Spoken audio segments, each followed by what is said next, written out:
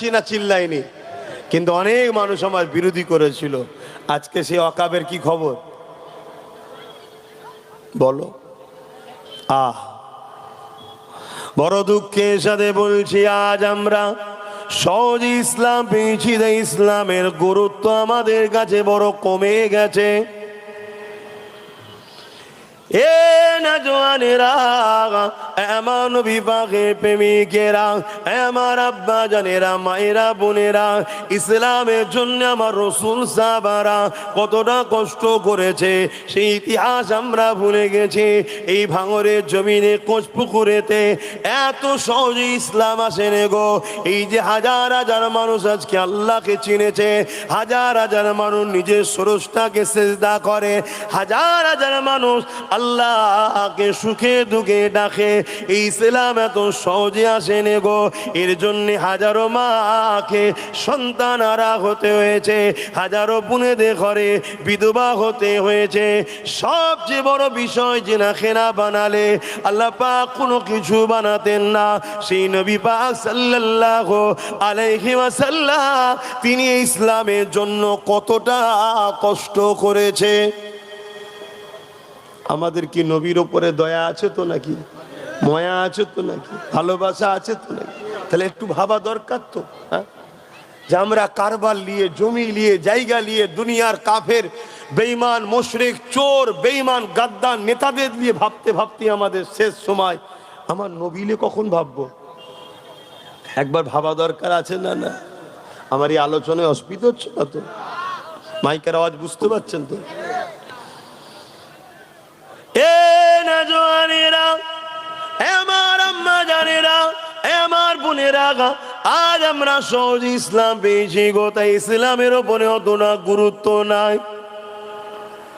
আল্লাহ নবী, নূর নবী, দয়া নবী ইসলামের জন্য কতটা কষ্ট করেছে। নবী আমার যখন মক্কা জমিনে আগমন করলে আল্লাহ নবী দেখতে লেগেছে মক্কার মানুষগুলো সব পৃথিবীর মানুষেরা, তাদের মধ্যে ইনসাফ বলে কিছু নাই, ইনসানিয়াত বলে কিছু নাই, দয়া ময়া বলে কিছু নাই। নারীগুলোকে বাবারাই জেন্ত পুঁতে দিতে লেগেছে। তারা এক আল্লাহকে ছেড়ে দিয়ে 360টা নকল খোদার উপাসনা শুরু করে দিয়েছে। আল্লাহ নবী এই দৃশ্যখানা দেখে তাদেরকে যখন বুঝাতে লেগেছে, তারা আমার নবী পাকের কথা এমনি এমনি মেনে লাইনে গো, উপরন্তু তারা আমার নবী পাককে কত আঘাত দিয়েছে, কত কষ্ট করেছে। আল্লাহ নবীর জীবন ইতিহাস দেখলে দেখা যায় মক্কা জমিনে নবী আমার যখন জালিম অত্যাচারীদের সামনে নবী আমার ইনসাফের কথা, তাওহীদের কথা, রিসালাতের কথা, মানবতার কথা, প্রেমের কথা যখন বলে, ওই সময় তা বুঝে লাগিয়েছে আমার নবী পাকের সঙ্গে বিয়াদবি পর্যন্ত করে ফেলে। এ যুবকেরা, তরুণেরা, আল্লাহ নবী চোখ ভরা পানিলে কাঁদতে কাঁদতে ঘরে চলে যান। পরের দিন নবী আবার দিনের প্রচারে বেরোলেন, আবার নবী পাকের সঙ্গে বিয়াদবি করলো। এইভাবে রাসূল পাক সাল্লাল্লাহু আলাইহি ওয়াসাল্লামের উপরে নানান দিক দিয়ে জুলুম অত্যাচার করা হয়েছে। এমনও দিন গেছে আল্লাহ নবী যখন সিজদায় পড়েছে, নবী পাকের পিঠের উপরে পচা দুম্বার ভুঁড়িকে পর্যন্ত চাপিয়ে দেওয়া হয়েছে। আমার রাসূলুল্লাহ একদিকে ভারী, অপর দিকে দুর্গন্ধ, এই অবস্থাতে নবী আমার সিজদায় পড়েছিল। রাসূলুল্লাহর কলিজার টুকরি হযরত খাতুনে জান্নাত ফাতেমা তাজ-জাহরা রাদিয়াল্লাহু তাআলা আনহা, তিনি তখন ছোট ছিলেন। আব্বা জানের পিঠ থেকে ওই পচা দুম্বার ভুঁড়ি গুলো নাবিয়ে দিতে লেগেছে।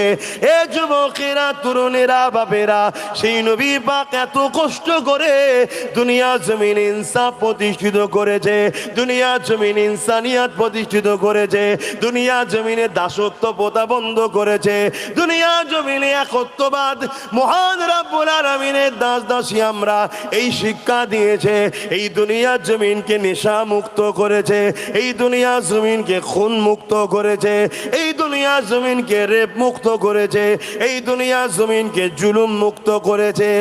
আজ উম্মতে মুহাম্মাদি দাবি করে আমাদের কি দায়িত্ব নয় আমার রাসূলুল্লাহ রেখে যাওয়া দ্বীনের মেসেজকে আগিয়ে নিয়ে যাওয়া?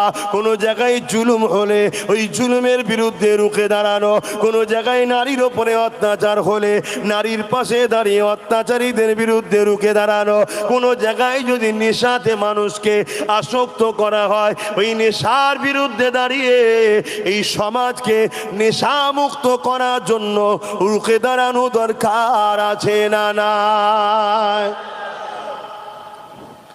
আমার ওয়াজ বাপ একটু আলাদা হয়।